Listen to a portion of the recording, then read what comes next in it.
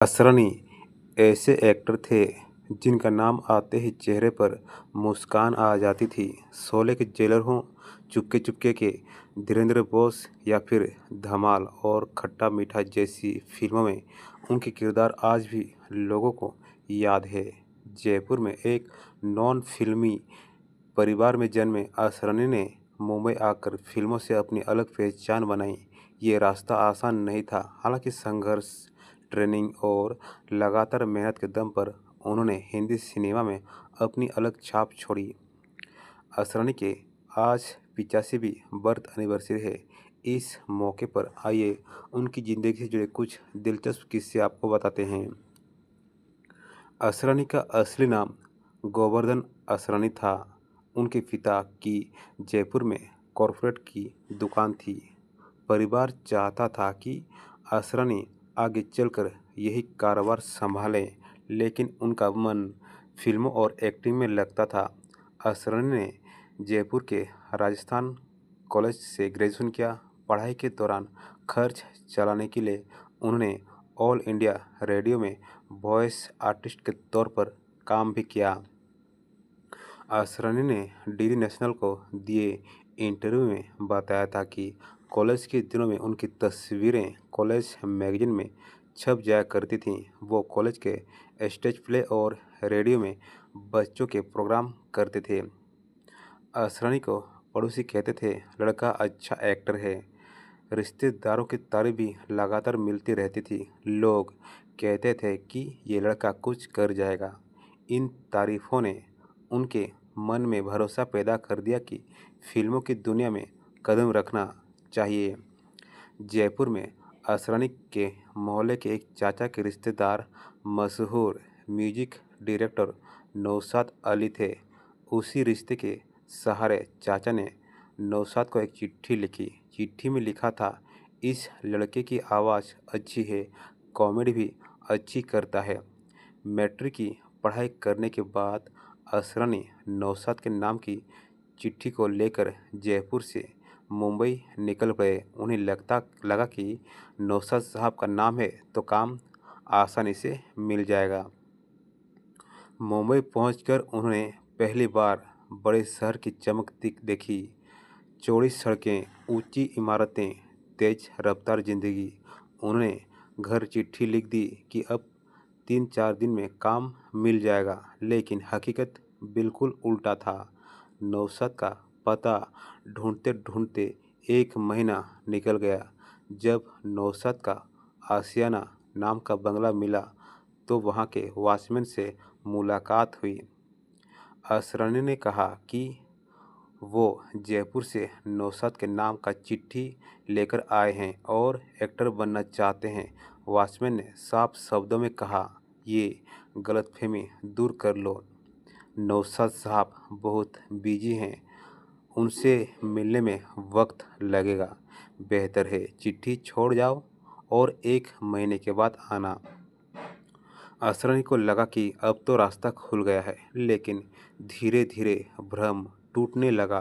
1 साल तक वो काम ढूंढते रहे। आखिरकार नौशाद साहब के भांजे ने दया खाकर उन्हें एक फिल्म में गेस्ट रोल दिलाया।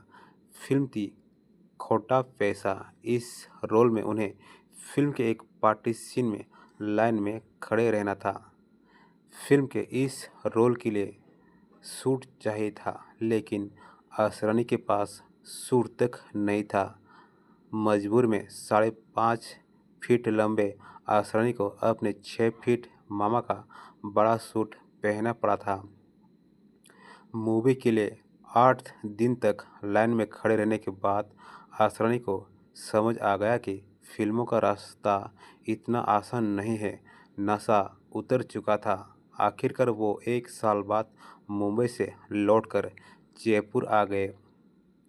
जयपुर लौटने पर घर वालों ने कहा, शाबाश बेटे, अब कॉरपोरेट की दुकान संभालो। लेकिन उसी टूटे सपने ने असरानी को सिखाया कि बिना तैयारी और ट्रेनिंग के सिर्फ सपने लेकर मुंबई आना सबसे बड़ी भूल होती है। यही सीख आगे चलकर उनके संघर्ष की नींव बनी। इसके कुछ समय बाद आसरानी को पता चला कि पुणे में film and television institute of India यानी कि एफटीआई में पहली बार एक्टिंग का प्रोफेशनल कोर्स शुरू होने वाला है। आसरानी को लगा कि अगर सच में एक्टर बनना है तो पहले सही तरीके से एक्टिंग सीखना ज़रूरी है। इसी सोच के साथ वो पुणे पहुंचे और इंस्टीट्यूट में दाखिला लिए। चयन प्रक्रिया के बाद उनका सिलेक्शन भी हो गया। एफटीआई में पढ़ने के दौरान आसरानी ने अभिनय की बारीकियां सीखीं, लेकिन कोर्स खत्म होने के बाद भी उनकी राह आसान नहीं हुई। पढ़ाई के साथ साथ संघर्ष लगातार जारी रहा। वो पुणे और मुंबई के बीच आते जाते रहते थे। कभी ऑडिशन देते, कभी प्रोडक्शन ऑफिसों के चक्कर लगाते और कभी छोटे मोटे किरदारों की तलाश करते। इस दौरान उन्हें कुछ छोटे रोल जरूर मिले, लेकिन स्थायी काम हाथ नहीं लगा। बॉलीवुड ठिकाना को दिए इंटरव्यू में आसरानी ने बताया था कि एफटीआई से पढ़ाई पूरी करने के बाद वो अपना सर्टिफिकेट लेकर प्रोडक्शन ऑफिसों में जाते थे, लेकिन अक्सर उन्हें लौटा दिया जाता। लोग तंज कसते हुए कहते, क्या एक्टिंग सर्टिफिकेट से होती है? यहाँ बड़े बड़े स्टार्स हैं जिन्होंने कोई ट्रेनिंग नहीं की है। एक दिन इंदिरा गांधी पुणे आई। उस वक्त वो सूचना और प्रसारण मंत्री थीं। आसरानी और उनके साथियों ने उनसे शिकायत की और कहा कि सर्टिफिकेट होने के बावजूद उन्हें कोई काम नहीं देता। इंदिरा गांधी ने बात गौर से सुनी। बाद में मुंबई आकर इंदिरा गांधी ने प्रोड्यूसर्स से कहा कि एफटीआई के ट्रेंड कलाकारों को मौका दिया जाए। यहीं से आसरानी की किस्मत बदली। कुछ दिन बाद उन्हें और जया भादुरी को फिल्म गुड्डी मिली। इस फिल्म में आसरानी का रोल छोटा था, लेकिन फिल्म सुपरहिट हुई तो उन्हें कई फिल्मों में काम मिला। आसरानी ने अपने कैरियर के दौरान 300 से ज़्यादा फिल्मों में काम किया। इनमें फिल्म शोले उनकी सबसे चर्चित फिल्मों में से एक रही, जिसमें उन्होंने अंग्रेज़ों के ज़माने के जेलर का किरदार निभाया था। दैनिक भास्कर को दिए अपनी आखिरी इंटरव्यू में आसरानी ने बताया था कि उन्होंने इस रोल को निभाने की तैयारी कैसे की थी। आसरानी ने बताया था कि जब उन्हें शोले के रोल के लिए खार स्थित ऑफिस बुलाया गया तो उन्हें लगा कि रोज की तरह एक सामान्य मीटिंग होगी, लेकिन अंदर पहुंचते ही माहौल कुछ अलग लगा। एक छोटे से कमरे में सलीम खान, जावेद अख्तर और रमेश सिप्पी बैठे थे। सबके हाथ में बस 2-4 पन्नों की स्क्रिप्ट थी। जावेद अख्तर ने पढ़ना शुरू किया, अटेंशन अटेंशन, हम अंग्रेज के ज़माने के। आसरानी चौंक गए। तभी उन्हें समझाया गया कि ये किरदार बड़ा शो ऑफ करने वाला है, थोड़ा बेवकूफ़ है, लेकिन खुद को दुनिया का सबसे समझदार आदमी समझता है। यही उसका असली एटीट्यूड है और इसी को पकड़ना है। इसके बाद सलीम जावेद ने उन्हें वर्ल्ड वार सेकंड की एक किताब दी, जिसमें हिटलर के 12-13 पोज थे। बताया गया कि हिटलर पब्लिक में आने से पहले अपने कमरे में रिहर्सल करता था, पूरी ड्रेस पहनकर फोटोग्राफर के सामने अलग अलग पोज देता था और उनमें से कुछ पोज चुनकर जनता के सामने जाता था। उसी पल आसरानी को समझ आ गया कि इस किरदार की ताकत उसका एटीट्यूड है। जब ये आदमी बोलता है तो सामने वाले को भड़का देता है। रोल की तैयारी के लिए आसरानी ने हिटलर पर बनी कुछ फिल्में भी देखी थीं, जिसमें चार्ली चैपलिन की द ग्रेट डिक्टेटर भी शामिल थी। बाद में आसरानी ने रोल के लिए मुंबई में मोहन स्टूडियो में पूरी वर्दी और मूछ लगाकर चाल दिखाई और फिल्म के लिए सिलेक्ट हुए। हालांकि आसरानी ने बताया था कि एक समय ऐसा आया जब फिल्म शोले की लंबाई ज़्यादा होने के कारण उनका सीन काट दिया गया था। उन्हें इसकी खबर तक नहीं थी, क्योंकि शूटिंग पूरी करके वे लौट चुके थे। मेकर्स को लगा कि इतनी लंबी फिल्म थिएटर में नहीं चलेगी।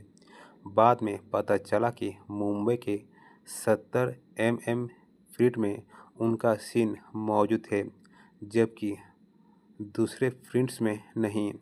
साउंड रिकॉर्डिंग मंगेश देसाई ने इस फिल्म का अहम हिस्सा बताया और चेतावनी दी कि इसे काटना गलती होगा। फिर नागपुर में एक जर्नलिस्ट की पहल पर आखिरकार उनका सीन दोबारा जोड़ा गया और ये किरदार हिंदी सिनेमा के सबसे यादगार रोल्स में शामिल हो गया। असरानी और जया बच्चन ने कई फिल्मों में साथ काम किया, लेकिन उनका रिश्ता सिर्फ सह कलाकारों तक सीमित नहीं था। ये रिश्ता गुरु शिष्य का था और समय के साथ साथ इसमें भाई बहन जैसा अपनापन भी जुड़ गया। एफटीआई में असरानी जय के टीचर थे, वहीं उन्होंने जय को एक्टिंग की बारीकियां सिखाईं। असरानी ने बताया था कि अमिताभ बच्चन से उनकी मुलाकात जया के जरिए हुई। जया उनके नीचे वाले फ्लोर पर रहती थीं। अमिताभ अक्सर उनसे मिलने आया करते थे। कई बार ऐसा होता कि जया के घर प्रोड्यूसर बैठे होते तो अमिताभ चुपचाप असरानी के घर आकर बैठ जाते थे। जया और अमिताभ की शादी में असरानी दुल्हन के 4 भाइयों में से एक थे। उनके साथ गुलजार, रमेश बहल और एक रिश्तेदार भी थे। फिल्मों में बड़ा नाम कमाने के बाद भी जया असरानी को सम्मान से सर कहकर बुलाती थीं। असरानी को लोग हमेशा उनकी ज़बरदस्त कॉमिक टाइमिंग के लिए जानते रहे। पर्दे पर आते ही हंसी बिखेर देना उनकी पहचान बनी। लेकिन असरानी ने अपने कैरियर में अब क्या होगा, चौतली, प्रेम नगर और तेरी मेहरबानियाँ जैसी फिल्मों में गंभीर और नेगेटिव रोल भी निभाए। ऐसा ही एक रोल फिल्म कशिश में था। साल 1972 में गुलजार के निर्देशन में बनी फिल्म कोशिश में असरानी ने कानू का किरदार निभाया था। फिल्म में उनका किरदार लालची और पूरी तरह नेगेटिव था। इस फिल्म में उनका किरदार अपनी गूंगी बहरी बहन और उसके पति का फायदा उठाता है। फिल्म रिलीज हुई तो लोगों ने उनकी अदाकारी की तारीफ की, लेकिन साथ ही कई लोग उनसे कहने लगे, ऐसे नेगेटिव रोल मत किया करो। डीडी नेशनल के कार्यक्रम कोशिश से कामयाबी तक असरानी ने बताया था कि फिल्म देखने के बाद लोगों ने कहा था, यार ऐसे रोल मत किया करो, तुम्हारे हाथ से बच्चा मर जाता है, नेगेटिव रोल मत किया करो। साल 1975 में रिलीज हुई फिल्म चुपके चुपके की शूटिंग के दौरान असरानी को अपने किरदार के लिए सूट पहनना था।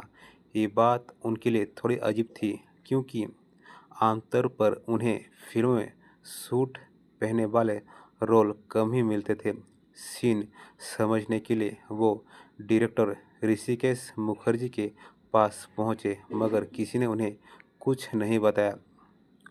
ऋषिकेश मुखर्जी उस वक्त लेखक राही मसम राजा के साथ शतरंज खेल रहे थे। आसपास 4-5 असिस्टेंट डायरेक्टर भी बैठे थे। असरानी बार बार सीन पूछते रहे, मगर हर तरफ खामोशी थी। वो सूट पहनकर शूटिंग के लिए वहीं खड़े रहे।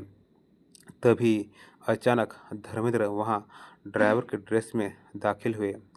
उन्होंने हैरानी से असरानी से पूछा, मैं तेरा ड्राइवर बना हूँ। धर्मेंद्र को लगा कि कहीं कुछ गड़बड़ है। उन्होंने असरानी से कई सवालों की बौछार कर दी, जैसे सीन क्या है, सूट कहाँ से मिला और मुझे ड्राइवर क्यों बना दिया गया। इतने में ऋषिकेश मुखर्जी ने ये हलचल देख ली। वो झल्लाकर बोले, ए धर्म, तुम असरानी से सीन क्यों पूछ रहे हो? फिर बोले, अगर तुम्हें सीन की इतनी समझ होती तो तुम एक्टर नहीं होते। 20 अक्टूबर साल 2025 को असरानी ने इस दुनिया को